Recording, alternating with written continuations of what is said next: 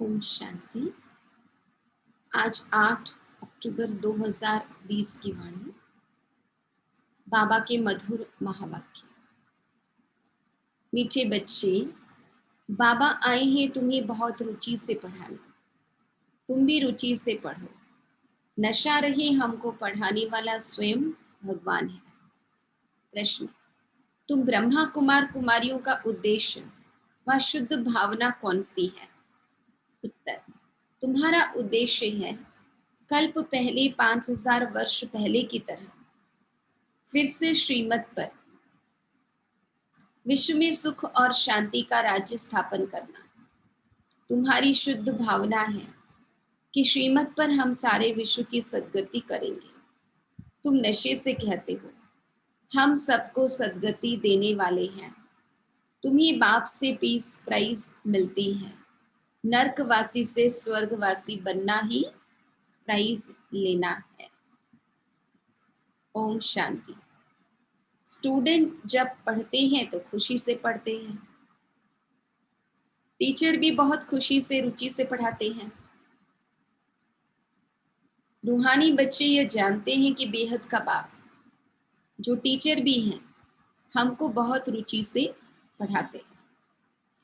उस पढ़ाई में तो बाप अलग होता है, टीचर अलग होता है जो पढ़ाते हैं।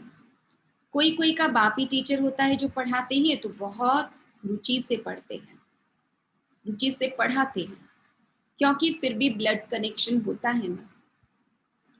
अपना समझकर बहुत रुचि से पढ़ाते हैं। ये बाप तुम्हें कितना रुचि से पढ़ाते होंगे तो बच्चों को भी कितना रुचि से पढ़ना चाहिए। डायरेक्ट बाप पढ़ाते हैं और ये एक ही बार आकर पढ़ाते हैं।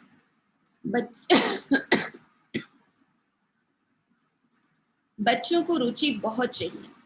बाबा भगवान हमको पढ़ाते हैं और हर बात अच्छी रीति समझाते रहते हैं।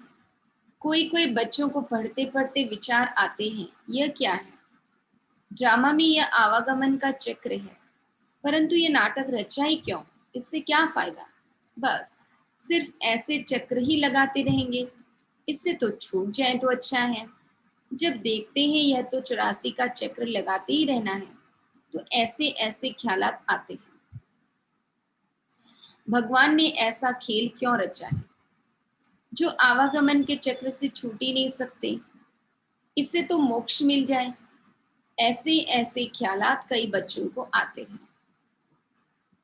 इस आवागमन से दुख सुख से छूट जाए। बाप कहते हैं वह कभी हो नहीं सकता।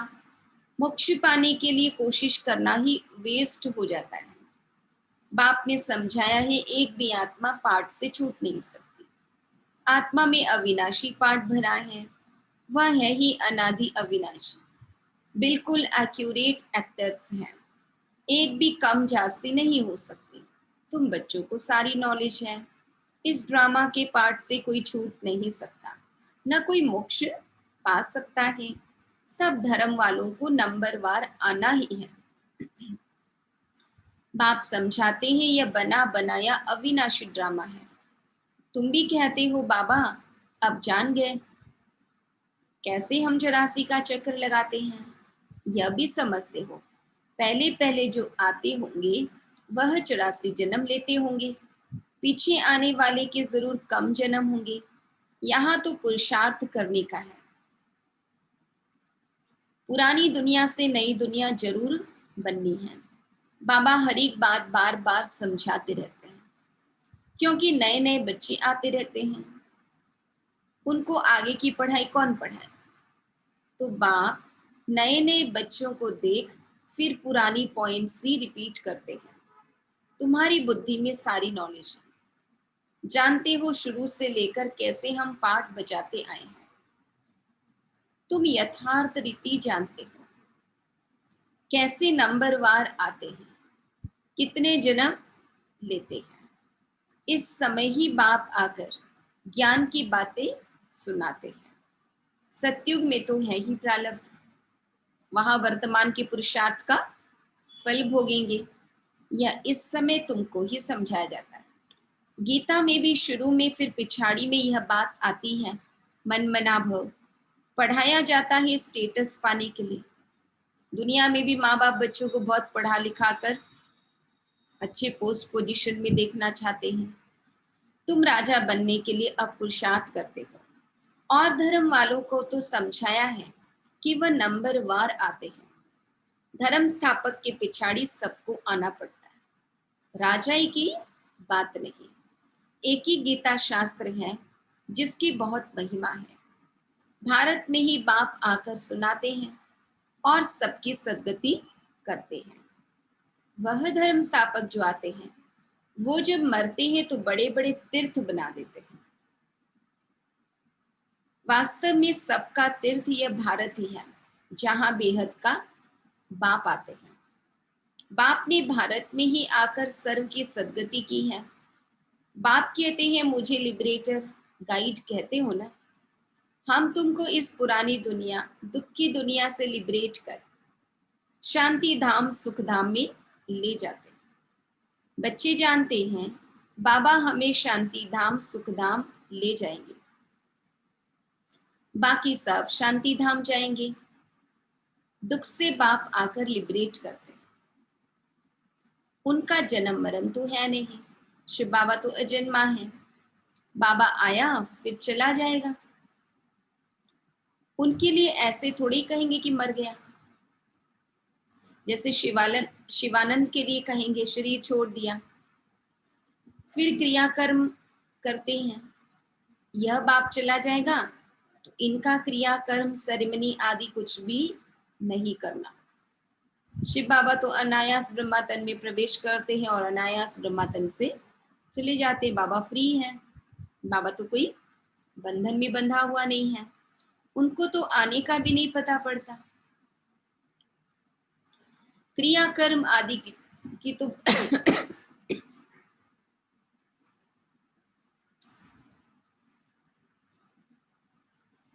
क्रियाकर्म आदि की तो बात ही नहीं है, और सब मनुष्यों का क्रियाकर्म करते हैं। बाप का क्रियाकर्म होता नहीं, उनको शरीर ही नहीं। सतयुग में यह ज्ञान भक्ति की बातें होती नहीं, यह अभी ही चलती है और सब भक्ति ही सिखलाते हैं। आधा कल्प है भक्ति, फिर आधा कल्प के बाद बाप आकर ज्ञान का वर्षा देते हैं। ज्ञान कोई वहां साथ नहीं चलता, वहां बाप को याद करने की दरकार ही नहीं रहती। मुक्ति में है, वहां याद करना होता है क्या? सतयुग में बाबा कहते नहीं, दुख की फरियाद वहां होगी ही नहीं।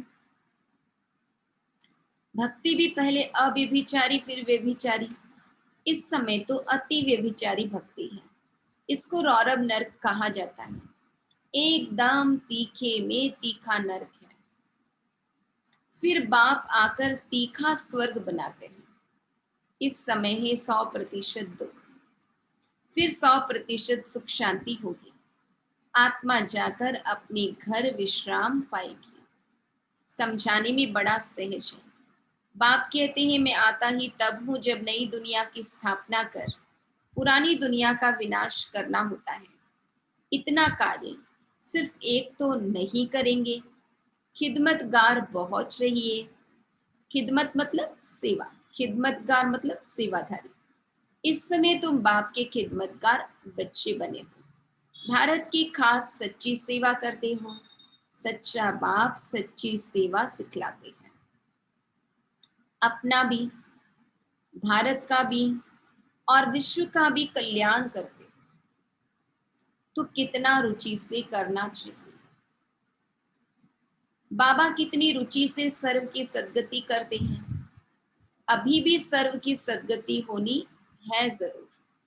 यह है शुद्ध अहंकार, शुद्ध भावना। तुम सच्ची सच्ची सेवा करते हो, परंतु गुप्त। आत्मा करती है शरीर द्वारा। तुमसे बहुत पूछते हैं बीके का उद्देश्य क्या है? बोलो बीके का उद्देश्य है विश्व में सतयुगी सुख शांति का स्वराज्य स्थापन करना। हम हर 5000 वर्ष बाद श्रीमत पर विश्व में शांति स्थापन कर विश्व शांति की प्राइज लेते हैं। यथा राजा रानी तथा प्रजा प्राइज लेते हैं। नर्कवासी से स्वर्गवासी बनना कम प्राइज है क्या? वह पीस प्राइज लेकर खुश होते रहते हैं, मिलता कुछ भी नहीं। बड़ी फोटोग्राफी होती है, मोमेंटो देते हैं, पब्लिसिटी बहुत होती है, लेकिन बाबा कहते उससे कोई सत्युग में चला तो नहीं जाएगा। सच्ची सच्ची प्राइज तो अभी हम बाप से ले रहे हैं, विश्व के बादशाही की। कहते हैं ना, भारत हमारा ऊंच देश है, कितनी महिमा करते हैं। सब समझते हैं हम भारत के मालिक हैं, परंतु मालिक हैं कहाँ? अभी तुम बच्चे बाबा की श्रीमत से राज्य स्थापन करते हो। हथियार पवार तो कुछ नहीं है, वहां तो राजा ही लेने के लिए हमला करना पड़ता, युद्ध करना पड़ता, कितने हथियार चलाने पड़ते हैं। बाबा कहते हैं यहाँ योग बल से बिना हथियार के हम विश्व की बादशाही ले रहे हैं। दैवी गुण धारण करते हैं, इसलिए तुम्हारा ही गायन पूजन है। अम्बा की देखो कितनी पूजा होती है, परंतु अम्बा कौन है, ब्राह्मण है व देवता, यह भी पता नहीं है। अम्बा, काली, दुर्गा, सरस्वती आदि ऐसे बहुत नाम हैं। यहाँ भी नीचे अम्बा का छोटा सा मंदिर है ना, आबू रोड से 30-40 किलोमीटर की दूरी पर। अम्बा को बहुत भुजाएं दे देते हैं। बाबा कहते ऐसे तो है नहीं, इसको कहा जाता है ब्लाइंड फेथ। क्राइस्ट, बुद्ध आदि आए, उन्होंने अपना अपना धर्म स्थापन किया, तिथि तारीख सब बताते हैं। वहां ब्लाइंड फेथ की तो बात ही नहीं। यहाँ भारतवासियों को कुछ पता नहीं हमारा धर्म कब और किसने स्थापन किया, इसलिए कहा जाता है ब्लाइंड फेथ। अभी तुम पुजारी हो, फिर पूज्य बनते हो। तुम्हारी आत्मा भी पूज्य तो शरीर भी पूज्य बनता है, डबल पूज्य। तुम्हारी आत्मा की भी पूजा होती है शालिग्राम के रूप में। फिर देवता बनते हो तो भी पूजा होती है, देवी देवताओं की मूर्ति को पूजते हैं। बाप तो है ही निराकार, वह सदैव पूज्य है, वह कभी पुजारी नहीं बनते हैं। तुम बच्चों के लिए कहा जाता है आप ही पूज्य, आप ही पुजारी। बाप तो एवर पूज्य है, यहाँ आकर बाप सच्ची सेवा करते हैं, सबको सद्गति देते हैं। बाप कहते हैं अब मामी कम याद करो। दूसरे कोई देहदारी को याद नहीं करना है, बाबा को याद करने में सद्गति है। देहदारी को याद करने में ही तो दुर्गति है। आज दुर्गति तो इसी कारण हुई है, इसलिए बाबा कहते हैं अब एक बाप को याद करो।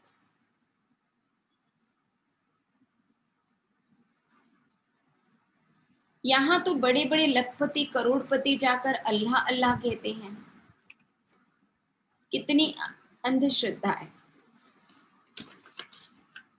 बाप ने तुमको हमसो का अर्थ भी समझाया है, वह तो कह देते शिवो हम, आत्मा सु परमात्मा। अब बाप ने करेक्ट कर बताया है, अब जज करो, भक्ति मार्ग में राइट सुना है या हम राइट बताते हैं। हम सो का अर्थ बहुत लंबा चौड़ा है, हम सो ब्राह्मण, सो देवता, सो क्षत्रिय। अब हम सो का अर्थ कौन सा राइट है? हम आत्मा चक्र में ऐसे आते हैं, विराट रूप का भी चित्र है, इसमें चोटी ब्राह्मण और बाप को दिखाया नहीं।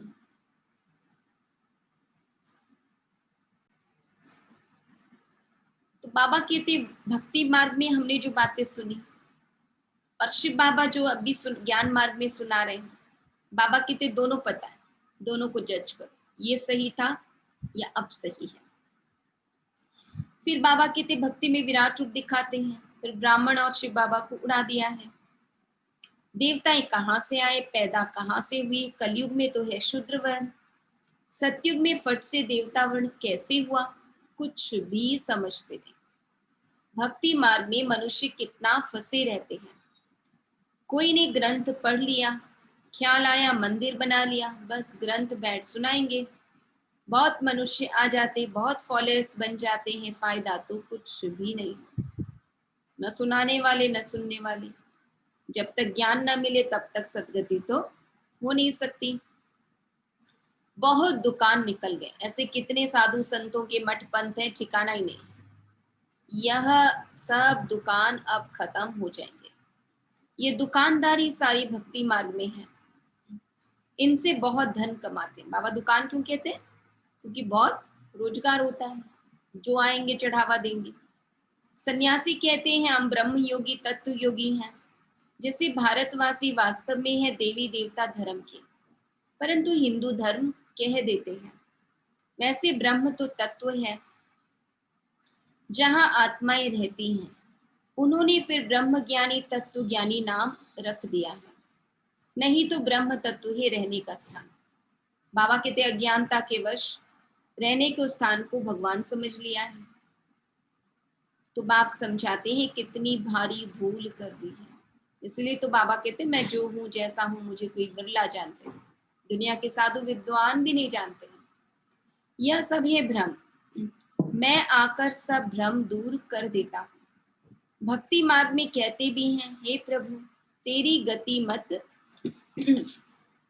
न्यारी है, गति तो कोई कर न सके, मतें तो अनेकानेक की मिलती हैं, यहाँ की मत कितनी कमाल कर देती है।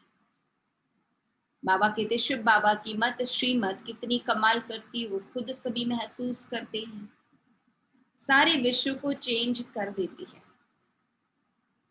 अब तुम बच्चों की बुद्धि में है, इतने सब धर्म कैसे आते हैं, फिर आत्माएं कैसे अपने अपने सेक्शन में जाकर रहती हैं, यह सब ड्रामा में नूंद है। यह भी बच्चे जानते हैं दिव्य दृष्टिदाता एक बाप ही है। बाप को कहा यह दिव्य दृष्टि की चाबी हमको दे दो, तो हम कोई को साक्षात्कार करा दे। बोला यह चाबी किसको मिल नहीं सकती, एक ही चीज दिव्य दृष्टि की चाबी बाबा ने दी, बाकी अपने सारे ज्ञान का राज बाबा हम बच्चों को बता देते हैं। उनके एवज में तुमको फिर विश्व की बादशाही देता हूं, मैं नहीं लेता।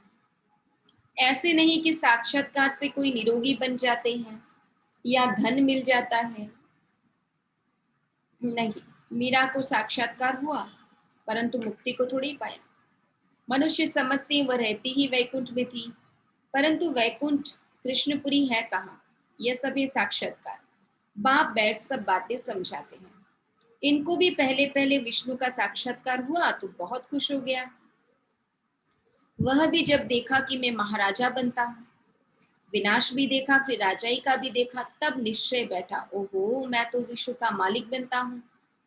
बाबा की प्रवेशता होगी, बस बाबा यह सब आप ले लो, हमको तो विश्व की बादशाही चाहिए।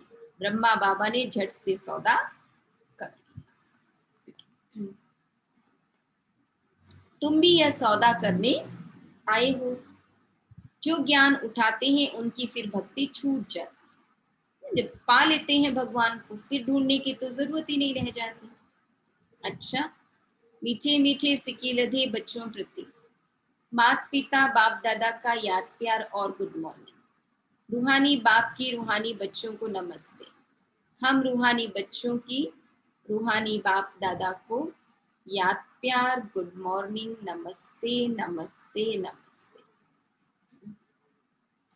धारणा के लिए मुख्य सार, दैवी गुण धारण कर श्रीमत पर भारत की सच्ची सेवा करनी है, अपना भारत का और सारे विश्व का कल्याण बहुत बहुत रुचि से करना है। ड्रामा की अनादि अविनाशी नूंद को यथार्थ समझ कोई भी टाइम वेस्ट करने वाला पुरुषार्थ नहीं करना, व्यर्थ ख्यालात भी नहीं चलाने हैं। वरदान, एकाग्रता के अभ्यास द्वारा एक रस स्थिति बनाने वाले सर्व सिद्धि स्वरूप भव। जहां एकाग्रता है वहां स्वतः एक रस स्थिति है। बाबा कहते निंदा स्तुति मान अपमान हानि लाभ जय पराजय सब में समान स्थिति, उसको कहते एक रस स्थिति। एकाग्रता से संकल्प बोल और कर्म का व्यर्थपन समाप्त हो जाता है और समर्थपन आ जाता है। एकाग्रता अर्थात एक ही श्रेष्ठ संकल्प में स्थित रहना। जिस एक बीज रूपी संकल्प में सारा वृक्ष रूपी विस्तार समाया हुआ है। एकाग्रता को बढ़ाओ तो सर्व प्रकार की हलचल समाप्त हो जाएगी। सब संकल्प, बोल और कर्म सहज सिद्ध हो जाएंगे। मन जितना एकाग्र होगा, हम जो बोलेंगे सोचेंगे सब कुछ ऑटोमेटिक सिद्ध होता जाएगा, प्रैक्टिकल होता जाएगा। इसके लिए एकांतवासी बनो। एकांतवासी बनकर एकाग्रता को बढ़ाएंगे तो एक रस स्थिति बन जाएगी। हमारे सब बोल, कर्म और संकल्प सिद्ध हो जाएंगे। एकाग्रता के अभ्यास द्वारा एक रस स्थिति बनाने वाले सर्व सिद्धि स्वरूप भव। स्लोगन: एक बार की हुई गलती को बार बार सोचना, अर्थात दाग पर दाग लगाना, इसलिए बीती को बिंदी लगा।